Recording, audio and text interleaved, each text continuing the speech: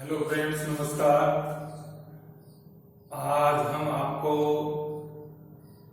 Mathematics के chapter number 3 matrix के बारे में बताएंगे। तो आप ध्यान से सुनना। मैं आपको बता रहा हूं कि मैट्रिक्स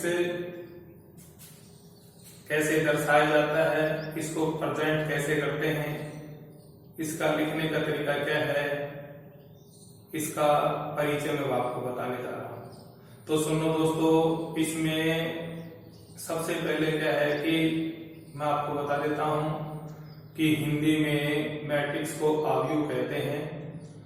अब मैं आपको एक उदाहरण के आधार पर आपको बताने जा रहा हूं कि इसको प्रेजेंट कैसे करते हैं, इसको दर्शाते कैसे हैं, इसको लिखते कैसे हैं। ध्यान से सुनो। मेरे पास में एक सवाल है, राम के पास 3 संतरा तथा 4 आम, सीता के पास 2 संतरा तथा 3 आम और मोहन के पास 1 संतरा तथा 5 आम है। तो अब हम इसको एक टेबल में दर्शाएंगे, एक ब्रैकेट में दर्शाएंगे। ध्यान से सुनना। मैं यहां पर इस ब्रैकेट के बाहर व्यक्तियों के नाम लिखता हूं जो मेरे पास है, राम, सीता, मोहन, और ऊपर लिखता हूं फलों के नाम, संतरा, आम।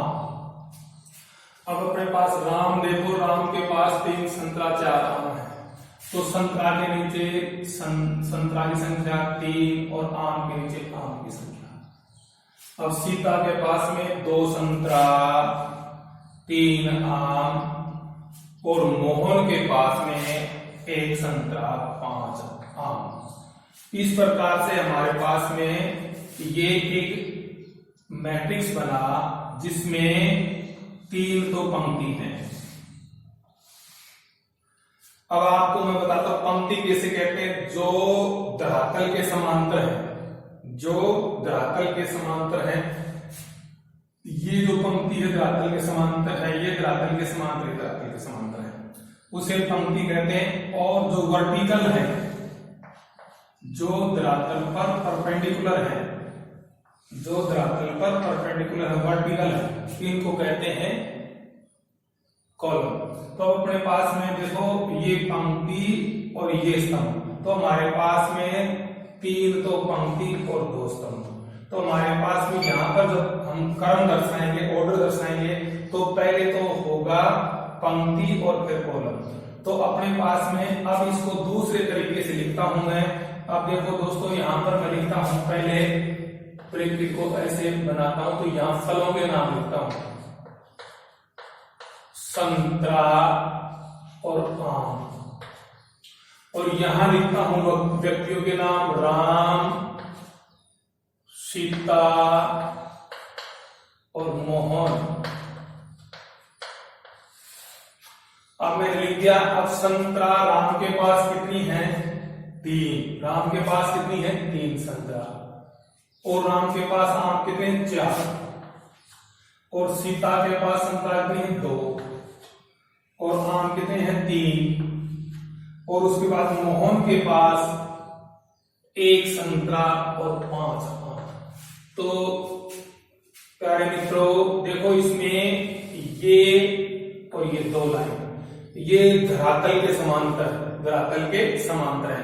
तो ये तो हुई पंक्ति, तो इसमें इनको पंक्ति हुई 2, 1 और 2। अब अपने पास में वर्टिकल, धरातल पर परपेंडिकुलर, ये लाइन 3 और 4, 2 और 3 और 1 और 5, ये धरातल पर परपेंडिकुलर है, इनको बोलते हैं कॉलम।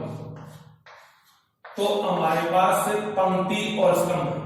तो हम आपको बता रहे हैं कि यहां पर तो 3/2 का बना और ये 2/3 का आव्यूह बना। तो इस प्रकार से अब इसकी परिभाषा आती है कि इसकी आव्यूह की परिभाषा आती है, मैट्रिक्स की परिभाषा, डेफिनेशन आती है कि जैसे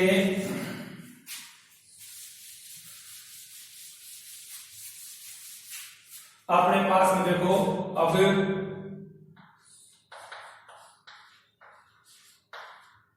आयु किसे कहते हैं। अब देखना, अब इसमें आता है समान राशियों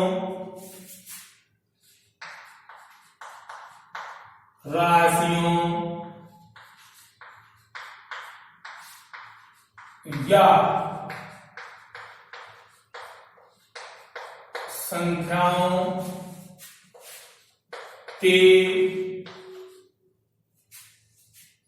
व्यवस्थित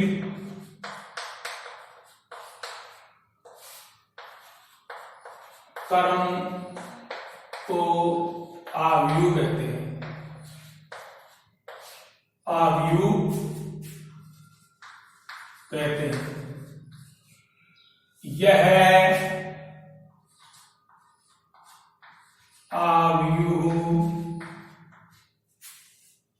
आयताकार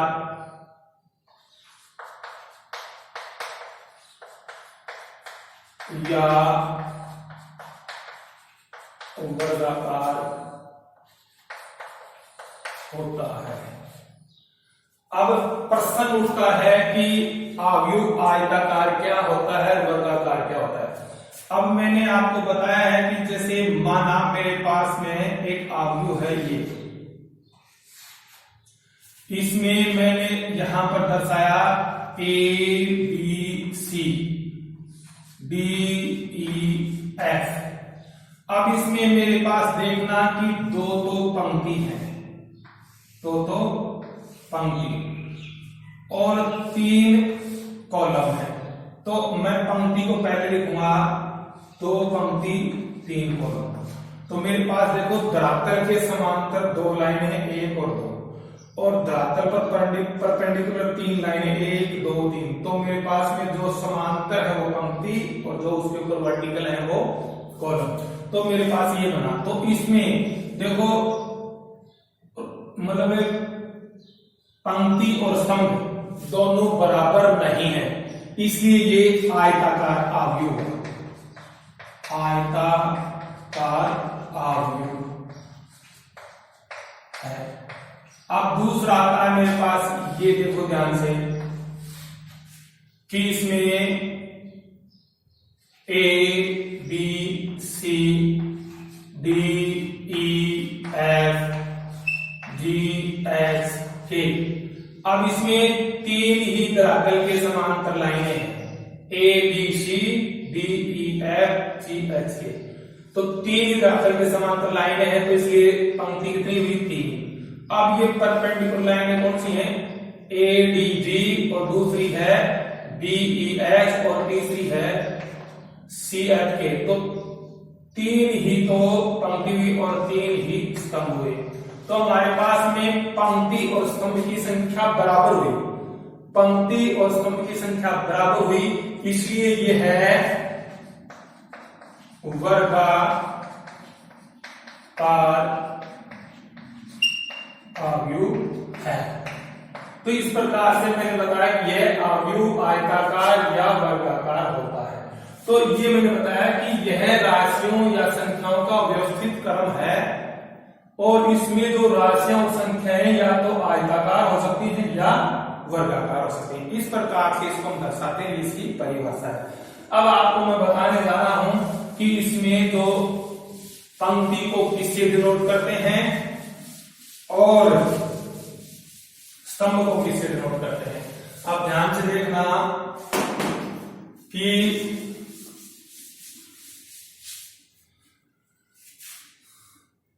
आव्यूह में जो पंक्ति है, आव्यूह में पंक्ति है, उसको आई से तथा स्तंभ को जे से दर्शाते हैं। तो आपको बता दिया कि जैसे अपने पास में मेरे पास ये आव्यूह है और इसमें ABCDEF ये 2 पंक्ति हैं और 3 स्तंभ हैं। तो इसमें ये पहला अक्षर है, ये पंक्ति को दर्शाता है,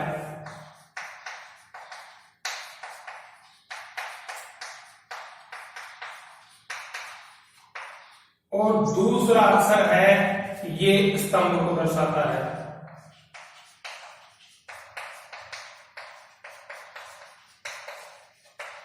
इस प्रकार से इसको आई से डिनोट करते हैं और इसको जे से। तो ये मैंने आपको बता दिया कि पंक्ति को दर्शाने वाले को आई से डिनोट करते हैं, स्तंभ को दर्शाने वाले को जे से डिनोट करते हैं। अब आता है इसको, इस आव्यूह को किससे दर्शाते हैं। अब मैं आपको बताने जा रहा हूं कि आव्यूह को अंग्रेजी वर्णमाला के कैपिटल लेटर से दर्शाते हैं। आव्यूह को अंग्रेजी वर्णमाला के कैपिटल लेटर से दर्शाते हैं। जैसे अब अपने पास में ये आव्यूह है, अपने पास में A B C D E F G H K ये आव्यूह हो गया। तो इसको अंग्रेजी वर्णमाला के A से दर्शा सकते हैं, या B से दर्शा सकते हैं, या C से दर्शा सकते हैं। इस प्रकार मतलब एक अंग्रेजी वर्णमाला के कैपिटल लेटर से इन आव्यूह को दर्शाया जाता है। अब अपने पास में अब आता है आव्यूह का व्यापक रूप। आव्यूह का व्यापक रूप, आव्यूह का व्यापक रूप। देखो मैं आपको बता रहा हूं कि जैसे मेरे पास में एक A बराबर माना कि एक आव्यूह A है जिसमें M पंक्ति तथा N स्तंभ है, तो उसको हम दर्शाते हैं। देखो अब मेरे पास में ये आव्यूह हो गया A, अब मेरे पास में M पंक्ति, तो देखो पहला अक्षर होता है पहली पंक्ति पहला कॉलम। अब इधर को पंक्ति दर्शाएंगे और इधर कॉलम दर्शाएंगे, तो पहली पंक्ति पहला कॉलम और अपने पास में पहली पंक्ति दूसरा कॉलम और ये पहली पंक्ति तीसरा कॉलम, और अपने पास में अब देखो डैश डैश डैश पहली पंक्ति 8वां कॉलम और पहली पंक्ति 9वां कॉलम। इस प्रकार से हमारे पास में ये पंक्ति देखो, ये धरातल के समांतर जो तत्व हैं उनको पंक्ति कहते हैं। अब जैसे पहला अक्षर पंक्ति को दर्शाता तो इसमें पहला अक्षर सब में एक मिलेगा, एक एक एक एक एक, इसलिए पहली पंक्ति है। अब अपने पास में दूसरी पंक्ति पहला कॉलम और ये है दूसरी पंक्ति दूसरा कॉलम और दूसरी पंक्ति तीसरा कॉलम और डैश डैश डैश और दूसरी पंक्ति 8वां कॉलम और ये दूसरी पंक्ति 9वां कॉलम। अब इसमें ये दूसरी लाइन है जो धरातल के समांतर है, इसमें पहला अक्षर पंक्ति को दर्शाता है, इसलिए सब में पहला 2 2 2 2 2 क्योंकि ये दूसरी पंक्ति है। अब इसी प्रकार अपने पास में तीसरी पंक्ति पहला कॉलम, तीसरी पंक्ति दूसरा कॉलम और तीसरी पंक्ति तीसरा कॉलम और इसी प्रकार तीसरी पंक्ति 8वां कॉलम और ये आ गया तीसरी पंक्ति 9वां कॉलम। तो हमारे पास में देखो ये पंक्ति कौन सी है, 1 2 3, तीसरी पंक्ति तो पहला अक्षर 3 मिलेगा, 3 3 3 3 3, क्योंकि तीसरी पंक्ति है इसलिए ये तीसरी पंक्ति पहला और तीसरी पंक्ति दूसरा कॉलम तीसरी, तो ये आ गया अपने पास में। अब अपने पास डैश डैश लगा करके अब हम क्या करेंगे, देखो ध्यान से कि एम पंक्ति, अब 1 2 3 पहली पंक्ति दूसरी पंक्ति तीसरी पंक्ति और पहला कॉलम। अब ये आ गई एम पंक्ति पहला कॉलम और एमवी पंक्ति दूसरा कॉलम, और ये आ गया एमवी पंक्ति तीसरा कॉलम डैश, और ये एमवी पंक्ति आरवा कॉलम और डैश, और ये एमवी पंक्ति एमवा कॉलम। तो ये हमारे पास में व्यापक रूप आ गया। अब हम यहां पर देखो, अब मैं पंक्ति के बारे में, ये पंक्ति है, ये दूसरी पंक्ति है, तीसरी पंक्ति और ये एमवी पंक्ति है। अब यहाँ पर मान लो चौथी पंक्ति आती तो 4 4 4 4 एम के स्थान पर 4 4 आता। अगर यहाँ पांचवी पंक्ति होती तो एम के स्थान पर 5 5 आता। अब अपने पास देखो ये पहला कॉलम है, तो खड़ी हुई रेखा में देखो सब में दूसरा अक्षर कॉलम को दर्शाता है, तो दूसरे सारे अक्षर एक एक है। दूसरा अक्षर इसमें कॉलम को दर्शाता है, दूसरा कॉलम है। अब दूसरा अक्षर इसमें कॉलम को दर्शाता है, तीसरा कॉलम है, इसमें 3 3 है। और ये अपने पास डैश डैश लगा करके इसमें जो ये दूसरा अक्षर कॉलम को दर्शाता तो आर है, और ये दूसरा अक्षर है वो कॉलम को दर्शाता भी एमवा कॉलम। इस प्रकार से ये अपने पास में व्यापक रूप हुआ। अब जैसे मैं आपको एक बात बता देता हूं कि अब ये व्यापक रूप हुआ, अब ये किसका है, एम पंक्ति और एन स्तंभ का ऑर्डर का होगा। ये एन पंक्ति गुणा एन स्तंभ का हो गया। अब अपने पास में जैसे एक आपको बताता हूं कि 3/2 क्रम का आव्यूह बनाएंगे। अब ध्यान से देखो, पहला अक्षर किसको दर्शाता है, पंक्ति को। तो पंक्ति हमारे पास क्या है, आई है, और आई कितना है, 3। कितना है, 3। तो 3 है, तो अपने पास इसको 1 2 और 3 तक लिखेंगे। अब दूसरा अक्षर है स्तंभ, न दूसरा आएगा, इसका है 2 है ना, तो दूसरा अक्षर स्तंभ को दर्शाता है, स्तंभ का जे, और ये क्या है, 2। तो यहां लिखेंगे 1 और 2। तो हमारे पास 3 तो पंक्ति बनेगी और 2 कॉलम बनेंगे, 3 पंक्ति और 2 कॉलम। तो अब हम क्या करेंगे कि यहां पर 1 1, तो देखो अपने पास में बढ़ाएंगे कैसे। अब हमारे पास ये 3/2 का आ गया, तो हम इसको एक ध्यान से सुनना कि हमारे पास में जब हम इसको लिखेंगे तो हमारे पास एक आई जे, और ये आ गया 3/2। तो उसमें आई 3 है और जे 2 है। तो अब हम दर्शाएंगे अपने पास, देखो अब हम क्या करेंगे, 3 के स्थान पर, पंक्ति के आई के स्थान पर पहले 1 लिखेंगे, और उसमें अपने पास ये 1। तो देखो ध्यान से सुनना कि हमारे पास में हम लिखेंगे कि इसमें दर्शाने के लिए सबसे पहले हम क्या करेंगे कि 1 1, तो आ गया 1 1 में A 1 1। अब अपने पास में कितनी आनी चाहिए, 3 पंक्ति आनी चाहिए। कितनी आनी चाहिए, 3 पंक्ति 2 कॉलम। और अपने पास में फिर आएगा 1 2, क्या आएगा 1 2 1 1 1 2। अब अपने पास दूसरा आ गया, अब दूसरी पंक्ति आएगी, क्या आएगी, 2 लेंगे, तो A 2 2 1 और 2 2 2 1 और 2 2। अब उसके बाद तीसरा लेंगे, अपने पास में तीसरा पंक्ति का है, तो A 3 अपने पास A 2 2, अब A 3 इसमें सॉरी, और ये 1, और अपने पास में A 3 2। तो देखो ध्यान से, मैंने अपने पास में पहले 1 लिया, 1 के साथ ये 1 और 1 के साथ ये 2, तो A 1 1 2 1 2 हो गया। अब 2 के साथ में मैंने ये 1 लिया और 2 के साथ में ये 2, तो 2 1 और 2 2। अब 3 के साथ में ये 3 1 और 3 2 लिया, 3 1 और 3 2। इस प्रकार हमारे पास में 1 2 3 धरातल के समांतर 3 लाइन है, तो 3 तो पंक्ति, और 2 स्तंभ है धरातल पर वर्टिकल 2 खड़े हैं, तो ये 2, तो ये 3/2 क्रम का अवयव हो गया। इस प्रकार से इसको दर्शाते हैं, ये इसका व्यापक रूप हो गया। तो आपको मित्रों मैंने आज बताया कि ये अवयव कैसे दर्शाया जाता है और इसको कैसे हम लिखते हैं। तो देखो ध्यान से सुना, अवयव अंग्रेजी वर्णमाला के कैपिटल लेटर से दर्शाया जाता है। इसका ये व्यापक रूप है, इसमें एन पंक्ति एन स्तंभ है, और इसको इस प्रकार से हम लिखते हैं। और ये राशियों या संख्याओं का आयताकार या वर्गाकार व्यवस्थित समूह है, संग्रह है, उसको हम अवयव कहते हैं। तो आज आपको मैंने अवयव के बारे में बताया।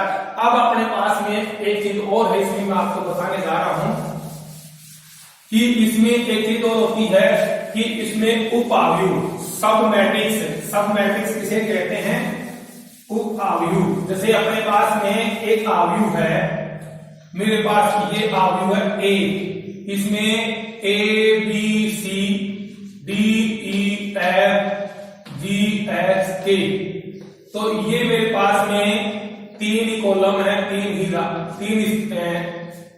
ही तो पंक्ति है और 3 स्तंभ है। तो इसमें ध्यान से सुनना, इसका मैं सब मैट्रिक्स बताऊंगा, ये इस मैट्रिक्स का सब मैट्रिक्स बताऊंगा आपको कि तो सब मैट्रिक्स किसे कहते हैं। ये पहली पंक्ति है, पहली पंक्ति को मिटा दिया और इसमें पहला कॉलम था, इसको मिटा दिया, तो मेरे पास A B C D E F और जी एच। तो पहली पंक्ति और पहले कॉलम को मिटाने के बाद जो हमारे पास बचता है ई एफ एच के, ये हमारे पास में इस अवयव का ये बी अवयव है, ये ए अवयव का सब मैट्रिक्स हो गया, उप अवयव हो गया। अब अपने पास में ये तो उप अवयव, ये 3x3 का था, ये 2x2 हो गया, तो ये इससे छोटा हो गया, उप मानी छोटा, तो ये इस अवयव का मतलब इस अवयव का ये उप अवयव है, ठीक है ना। तो अब आपको बता रहा हूं कि समान अवयव किसे कहते हैं, इक्वल मैट्रिक्स किसे कहते हैं, समान अवयव, समान अवयव। अब इक्वल मैट्रिक्स कहते हैं, मान लो ए मेरे पास है 1 2 3 4 5 6 7 8 9 और बी मेरे पास है A B C D E F G H K, तो ये 3x3 और 3x3। तो इसमें कंडीशन होती है कि समान अवयव तब होंगे जब इनके क्रम समान होंगे।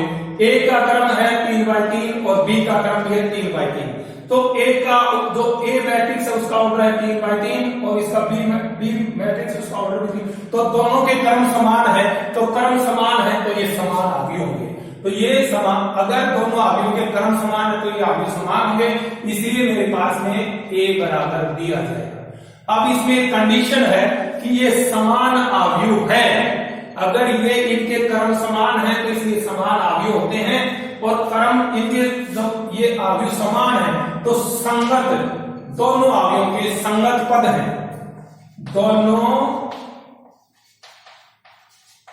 अवयवों के संगत पद भी समान होंगे। अब अपने पास देखो संगत पद, अब ये अवयव इसके बराबर है, तो इसका ए का संगत पद है ए, तो ए बराबर 1 और बी का संगत पद है 2, तो बी बराबर 2 और सी का संगत पद है 3, तो सी बराबर 3 और डी का संगत पद है 4, तो डी बराबर 4 और ई का संगत पद है 5, तो ई बराबर 5 और एफ का संगत पद है 6, तो एफ बराबर 6, तो अपने पास जी का संगत पद है 7, तो जी बराबर 7 और एच का संगत पद है 8, तो एच बराबर 8 और अपने पास के का संगत पद है 9, तो के बराबर 9। इस प्रकार से मैंने आपको बताया समान अवयव किसे कहते हैं, अगर दो अवयव दिए हुए हैं और दोनों का क्रम बराबर है, दोनों का ऑर्डर बराबर है, दोनों मैट्रिक्स का ऑर्डर बराबर है, तो उसे इक्वल मैट्रिक्स कहते हैं। लेकिन उसमें एक कंडीशन और है कि उनके संगत तत्व भी, संगत पद भी बराबर होंगे, इसलिए ए का संगत पद है 1, इसलिए ए बराबर 1, बी का संगत पद है 2, तो बी बराबर 2, सी का संगत पद है 3, इसलिए सी बराबर 3, डी का संगत पद है 4, इसलिए डी बराबर 4 और ई का संगत पद है 5, इसलिए ई बराबर 5 और एफ का संगत पद है 6, इसलिए एफ बराबर 6 और जी का संगत पद है 7, तो जी बराबर 7, तो एच का संगत पद है 8, इसलिए एच बराबर 8 और के का संगत पद है 9, तो के बराबर 9। इस प्रकार से दोस्तों मैंने आपको बताया कि अवयव कैसे दर्शाया जाता है और उप अवयव क्या है और इक्वल मैट्रिक्स क्या है। आज इतना ही है। नमस्कार दोस्तों, ये पार्ट नंबर 1 है इस चैप्टर नंबर 3 के मैट्रिक्स भाग का। अब कल पार्ट नंबर 2 बताऊंगा। Thank you.